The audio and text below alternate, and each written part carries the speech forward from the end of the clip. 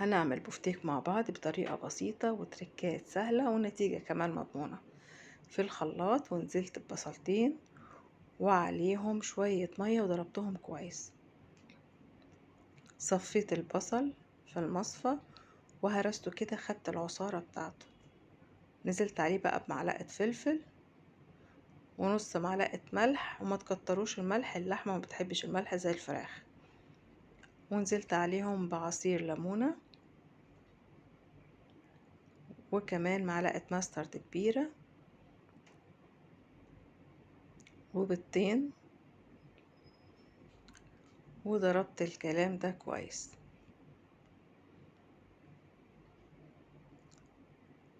نزلت عليهم بقى بعد كده بنص كوباية لبن. اللبن ما بيسيبش طعم بس بيدي طراوة للحم. والبفتيك بتاعي بدقه من بره لجوه علشان المسام بتاعته تتفتح شوية وبالشكل دوت. ونوع اللحمة بتاعتي يا من الفخدة يا بترلو، وش الفخدة يا بترلو. وبعدين بنزل في الخليط ونزلت الكمية بتاعتي كلها وعلى التلاجة أقل حاجة ساعة. هنا بطلعها وانزلها من الخليط، انزل منها الخليط من على اللحمة وبحطها في البقسماط وبضغط عليها كده علشان البقسماط يثبت.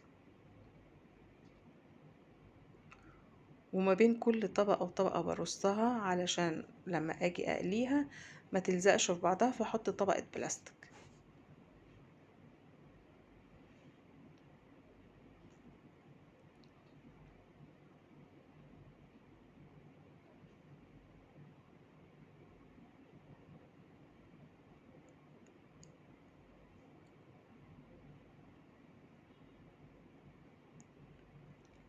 هنعمل بقى القطعة التانية.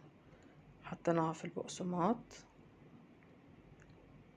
ورشيت عليها البقسماط كده وضغطتها كويس علشان البقسماط يثبت عليها.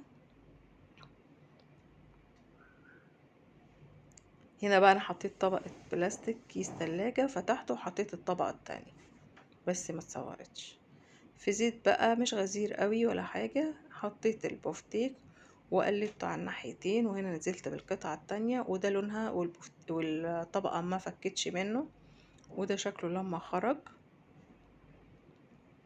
واللحمة دايبة ولون البفتيك حلو، وبقليه على نار متوسطة مش نار عالية علشان ما يتحرقش ويستوي.